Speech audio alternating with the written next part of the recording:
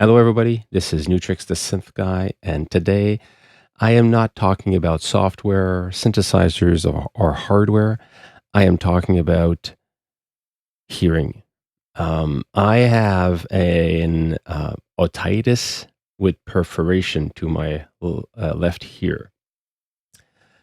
It is painful, and it's probably one of the scariest thing to have when you're using your ears. Every day, well, most people do, but when it becomes so important in your life because you're making music, you're making critical choices in sound.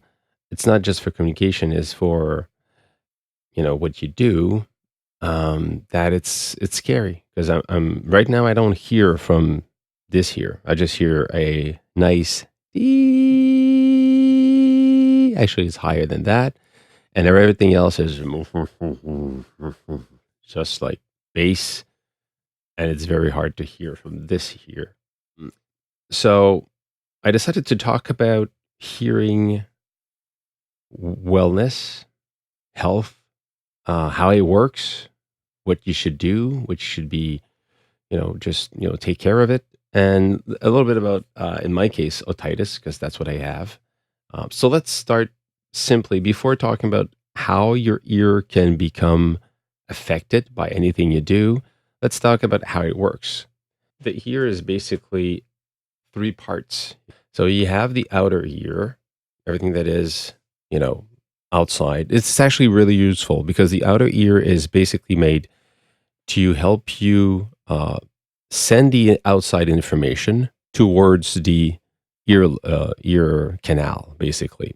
And that's why our ears are made so we hear better in front of us than in the back, because that's how we do. It goes with our eyes. We are looking around, and we can really even our eyes, with our eyes closed, we can really pinpoint sound to say that's exactly here, that's there, and we can pinpoint not just in front of us like that, but also from top to bottom. So we're really efficient with that, and it comes with the notion that if something drops, let's say on our left side, it's not just the volume of it, it's the difference in timing between the two ears that your brain going to go, okay, it's actually on that side because it came first on that one, and then it went around my head and then arrived on the other one later on. So the phasing differences, if you want, will help you position everything. And it's also good from the back, but we're less efficient in the back because of our ears made to amplify what's in front of us. Okay. Then we have, when you get to the middle, we get the middle here is basically the three smallest bones in our body: the malleus, the incus, and the stapes. That is basically an amplifier. It takes the pressure, the movement that got to the eardrum, which is the air pressure, the variation of pressure in the air, which is everything we do when we talk, when we move. Any sound is a air pressure variation, and the eardrum will move. The three bones will amplify it and recreate that movement inside the cochlea, which is now the inner ear. The inner ear, at that point, the cochlea has kind of a snail shape. And inside the cochlea, what you have is a liquid where you have these nerve endings that are kind of chilling out in the liquid of your ear. And as the wave in the liquid that is recreated, is amplified from the eardrum movement, it's the same wave. You see these, like in water, you basically have a wave coming in. So depending on the length of the wave, different cells, different, nerve ending will react differently. These are air cells, are basically being pushed by the wave. And as they move, they send electricity signal to the nerve. So then your brain goes, okay, that's a voice, that's French, that's English, that's a bird, that's a car, that's a note, that's a drum, that's whatever it is. So, and on the cochlea, what you have inside it, it goes from the outside to the middle because it turns. In the first part is for high frequencies, and as you go along to the end of the cochlea, or the middle of it, if you prefer, You go lower, lower in frequencies, lower in frequencies. No, so something you need to understand is that one thing people say, and that's true, if you listen to too much high volume signals, and I'm not just talking about music, any type of sound, your ears do not know if the signal that is loud is musical, speech, explosion, motor, construction, whatever it is. They don't know. What it knows is that if it's too loud, the wave, the pressure of the wave will be so loud that all the cells are going to go flat. Imagine the air cells a little bit like a grass that you walk on. If you walk on the grass one day, all of it will go flat, but it will, bounce back the next day. If you walk it 2 days, it'll go, down and gradually it will be better. If you walk on it every day, it's basically going to go flat and die there. It's going to be mud after that and earth. You're just going to kill the grass. The air cell, a little bit like that. If you push too much volume on it every day or too often, and the too often is a difficult notion because when you're young, they might be more efficient or more, they have more stamina if you want. If you get older, they will be less efficient or they will be easier to be broken or flattened. And then the problem is that they might not get back up or they might even break. And that point becomes the fact that you will lose gradually ear frequencies that you won't hear, especially high frequencies, because they're the first one at the most energy of the wave. So they will go flat and they might not come back up, or they might even broke and then they're just going to go all the time when they just they're broken, so they can just send signal whenever they want. So that's another problem. But now all of that is linked to too much volume. And too much volume could be in ears headphones. You listen to too loud. And then if you listen too loud inside your ears, it's as loud as if you're basically sitting beside a speaker in a live show. Now you understand the live show signal are really loud, or on a construction site, signal is really loud. I mean, all the activity happening is really loud.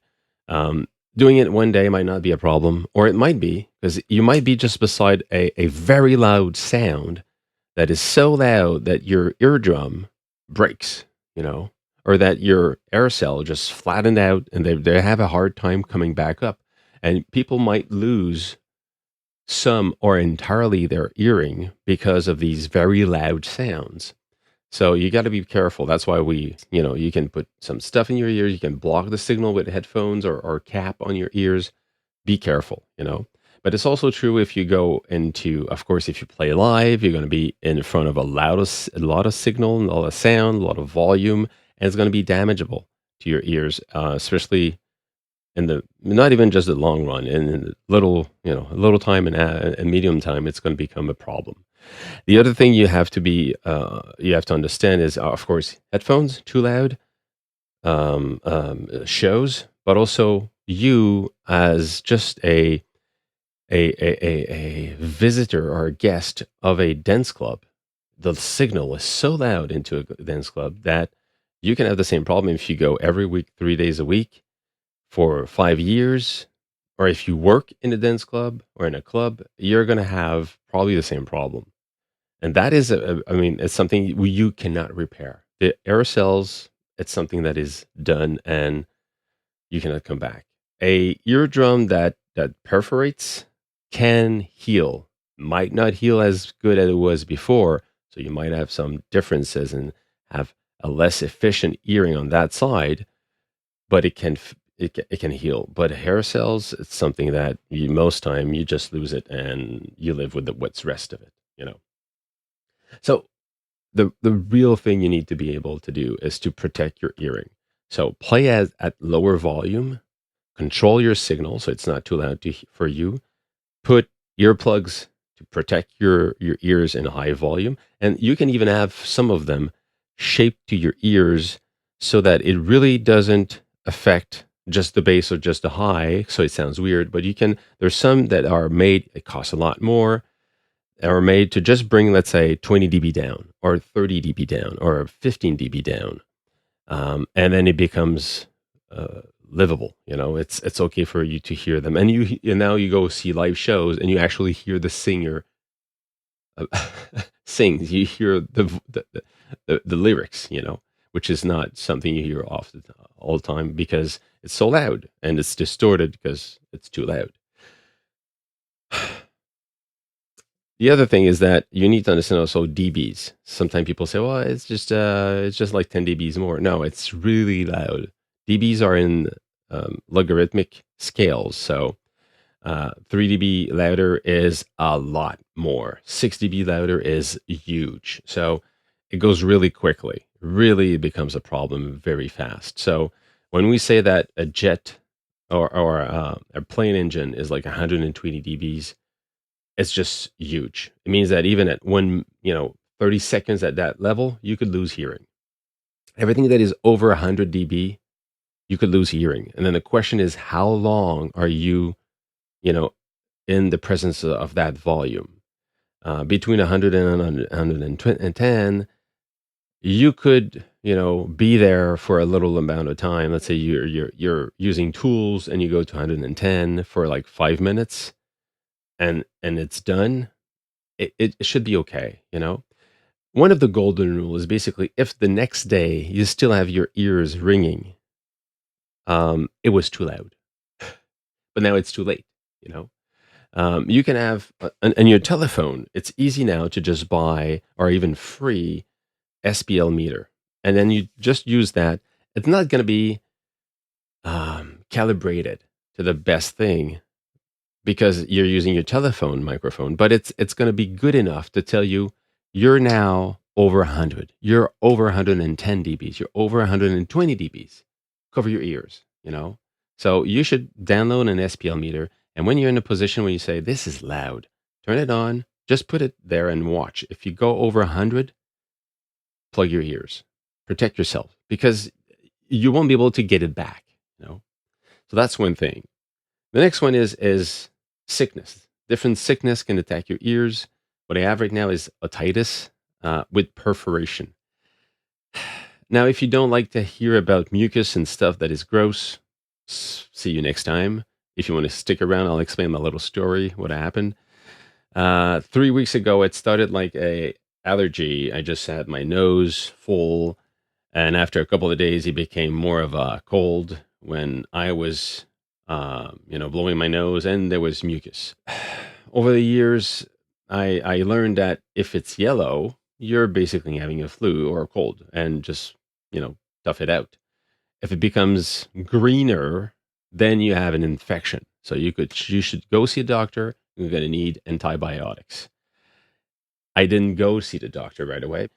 So I went finally to a doctor on Friday night because it was painful. Friday, my ear was blocked, but it's something that happens when I got a cold. I blow my nose and I blow too hard, and I just hear my ear pops, and I go, well, I'm going to take like a day. The pressure is going to go down. I'm going to be okay. That wasn't the case. Friday night, really painful. I go to the urgency of the hospital, and they, I just wait, and somebody beside me tells me that they've been there for 12 hours. So I say, forget about it. I'm not gonna stay the night here with my ear like that. I'm gonna try to get a rendezvous into a clinic for the next day. I'm gonna get up in the morning and try to figure out a place in a clinic. 3 o'clock in the morning, get up, piercing pain in my ear, like really somebody picking and cutting my ear. And I touch my ear and I've got liquid. I got blood coming out of my ears and I've got mucus coming out of my ears. It's not a huge amount, but any amount is huge when this happened. So I went so berserk. I woke up my wife and I said, I'm going back to the urgency, try to see if somebody's going to watch it, tell me what to do, blah, blah, blah. I go back, 3 o'clock in the morning. I wait until 9 o'clock in the morning. and they finally tell me that they won't be able to see me because this is not an emergency. My well-being is affected, but it's not a life-threatening situation, and the urgency is for a life-threatening situation. So they gave me a rendezvous in a clinic for the next day. I go to the next day and I see a doctor that says, "Yeah, you got a otitis." They watch my ear and they see the perforation and liquid coming out. So we're going to give you antibiotics for like 2 weeks. You should be better. Go home, rest, basically. But I have this weird vertigo, you know, losing balance. And I tell that to the doctor. I say, well, it can happen when you have an otitis this bad. You can just have like a little bit dizzy. Okay. Next day, my dizziness is worst. So I call back, try to get in touch with the same doctor. They can't, but they find me another one and they tell me, come back 3 o'clock. We'll watch you again. See another doctor. He goes, yes, you're right. Because I was scared about having a labyrinthite. I don't know how you say it in English, but it's when the cochlea is affected, and the cochlea is the part that gives you your balance when you walk, because there's liquid in it. And depending on where you turn your head, your body knows that the ground is there because the gravity of the liquid tells you how you're physically positioned. So it's really important. So I was scared of having that labyrinthite, which is basically cochlea being affected. I go back to the doctor. He tells me, you're right. I think you're starting that. So we're going to change your antibiotics to something even more powerful. And it should attack the two things, your otitis and your starting of having a labyrinthite. So, and then I tell him straight on, I say, I'm scared. I'm scared of losing my ear or having a less efficient hearing in a month or so because now it's open. He says, most people heal from this normally without any problem, without any other type of problem. It will depend on how it's going to heal, but within 2-3 weeks, we're going to watch it, see how it's healed, and we'll act on it. But he says most people will heal correctly. So I'm just hoping that everything's going to be fine. Right now, I cannot do anything with this here. First of all, it's painful, really painful. I'm taking, a pain reliever all the time right now, and I'm taking my antibiotics. So I'm basically waiting to see how I'm gonna heal, and I hope it's gonna be for the best. I think I'll take what I'm gonna get anyway. I'm not gonna be able to change it. Be careful about your ears. Be careful about what you do with it, so volume does not affect it. And if you have any type of infection linked to a cold, you should go and ask, a physician to be sure, a doctor to be sure that you're okay and you don't need anything like antibiotics. If you do take it, and it's going to be better. That's it. That's it for me. And stay positive. See you next time. Have fun. Make more music. Cheers.